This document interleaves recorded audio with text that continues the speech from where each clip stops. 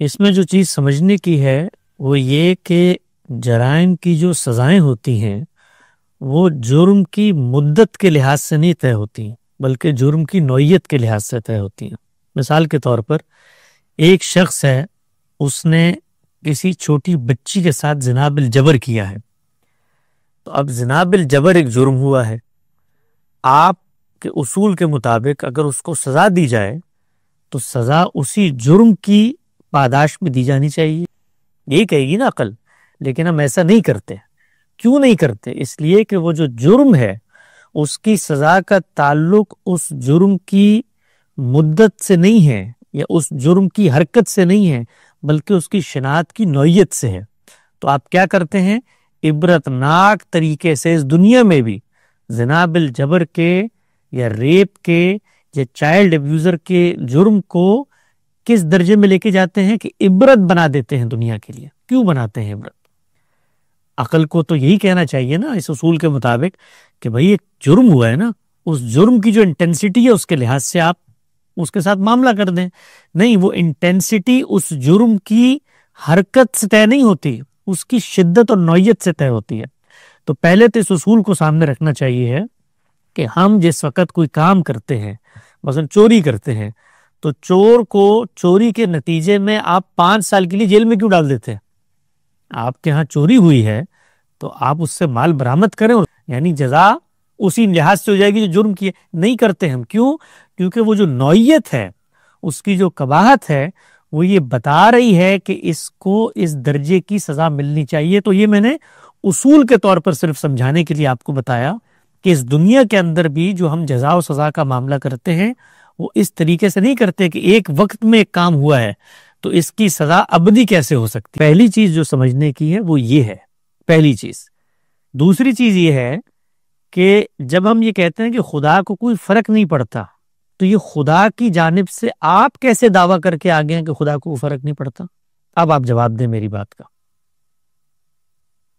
یہ کیسے آپ نے دعویٰ کیا کہ خدا کو فرق ہی نہیں پڑتا اگر میں شرک کروں اس کو کیا نقصان ہوگا؟ یہ آپ نے خدا کی نسبت سے ایک دعویٰ کیا ہے، یہ دعویٰ کس بنیاد پہ کیا، اس کی کوئی دلیل بتائیں۔ تو اگر اتنا ہی شرک، اگر اتنا ہی بہت بھینکر جرم تھا اور اللہ تعالیٰ کو پہلے سے ہی پتا تھا کہ لوگ مجھ پہ پر شرک کریں گے، تو یہ انسان ہی نہ بناتے، یہ دنیا ہی نہ بناتے۔ یہ دوسرا سوال ہے، یہ اس سوال سے ریلیٹڈ ہے نا؟ نہیں، یہ ریلیٹڈ تو ہوگا، ریلیٹڈ بہت ساری چیزیں ہوتی ہیں۔ علم کے معاملات میں جو سب سے بڑی مصیبت ہوتی ہے وہ یہ ہے کہ انسان مختلف اضطرابات کو ایک جگہ پر جمع کر لیتا ہے، الگ الگ ان کو حل کریں سارے سوال حل ہو جائیں گے۔ پہلے ذرا یہ جو ایک دعویٰ کیا گیا ہے، دعویٰ جب آدمی کو کرتا ہے تو اس کی کوئی دلیل ہوتی ہے۔ اللہ تعالیٰ کو اس سے کوئی فرق نہیں پڑے گا، کوئی نقصان نہیں ہوگا کہ انسان شرک کریں۔ یہ آپ اللہ کی نسبت سے دعویٰ کر رہے ہیں تو اللہ کا وہ بیان بتائیں جس میں اللہ تعالیٰ کہتا ہو کہ مجھے کوئی فرق نہیں پڑے گا، تم شرک کر لو۔ یہ کس بنیاد پہ آپ نے اللہ کی نسبت سے یہ بات کی ہے؟ وہ بنیاد بتائیں۔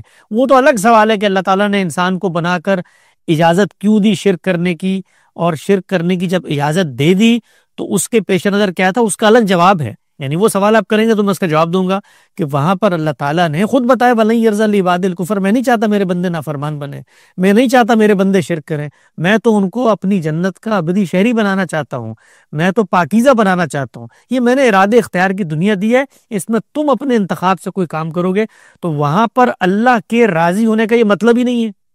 یعنی وہاں پر تو اللہ نے مہلت دی ہے، مہلت کے اندر اگر میں کوئی عمل کرتا ہوں تو وہ مہلت دینے والی کی رضا نہیں ہوتی۔ یہ بالکل ایسے ہی ہے کہ جس وقت آپ کو امتحان میں MCQs میں 3 سوالات لکھیں اور ان میں سے 2 غلط ہوں، 1 ٹھیک ہو، تو آپ آگے بڑھ کے کہیں کہ جس نے یہ پرچہ بنایا ہے میرے لیے، تو جب اس نے 2 جوابات اس میں غلط لکھے اس کا مطلب ہے کہ وہ غلط کو قبول کرتا ہے، نہیں، وہ غلط اس نے امتحان کے لیے لکھے ہیں، میرا انتخاب صحیح کرنے کا تھا۔ تو دنیا میں انسان کو بھیجا، ارادے اختیار کی صلاحیت دی، آزادی دی، اب اما شاکرن اما کفورا ہونا ہے، یہ الگ بحث ہے۔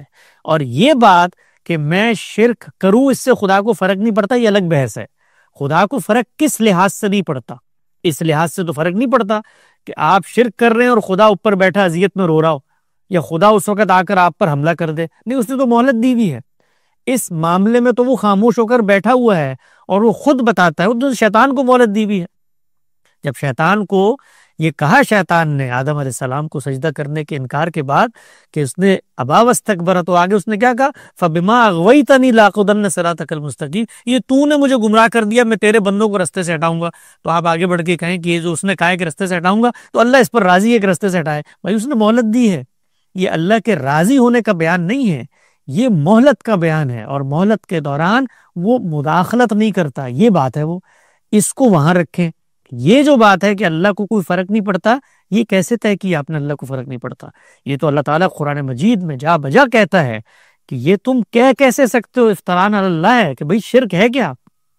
شرک یہ ہے کہ کسی کو آپ خدا کی ذات سے یا صفات سے مانیں، یا خلق میں بنانے میں، یا تدابیر امور میں، کائنات کا نظام چلانے میں اس کا ساجی، اس کا سبارڈینیٹ، اس کا ہمسر مانے، یہ شرک ہے۔ تو اس شرک کو خدا گوارا کیسے کرتا ہے؟ پہلے تو یہ بتائیے نا۔ وہ تو کہتا ہے کہ یہ بدترین جرم ہے، اور کیوں ہے؟ اس لیے کہ یہ بدترین بد اخلاقی ہے، میری نسبت سے تم ایک دعویٰ کر رہے ہو جس کی کوئی دلیل تمہارے پاس موجود نہیں ہے، تو اس بد اخلاقی کو خدا قبول کر سکتا ہے؟ نہیں، گوارا کر رہا ہے۔ کیوں گوارا کر رہا ہے؟ اس لیے کہ اس نے مہلت دی ہوئی ہے۔ تو اس وجہ سے اس جرم کی انٹینسٹی اور شدت ایسی ہے کہ جس کے نتیجے میں وہ ابدی جہنم کا فیصلہ کر رہا ہے۔ کیوں کر رہا ہے ابدی جہنم کا فیصلہ؟ اس لیے کہ اس نے جو دنیا میں آپ کو بھیجا ہے، اسی امتحان کے لیے تو بھیجا ہے، یہ اس نے بتا دیا ہے کہ میں اس امتحان کا ایک لامتناہی نتیجہ مرتب کروں گا۔ اتنی شدت ہے اس امتحان کی، اس شدت کے باوجود تم جانتے بوجھتے اگر شرک کرتے ہو تو تیار ہو جاؤ میری جہنم میں جلنے کے لیے۔ تو یہ ہے پوری بات۔ جی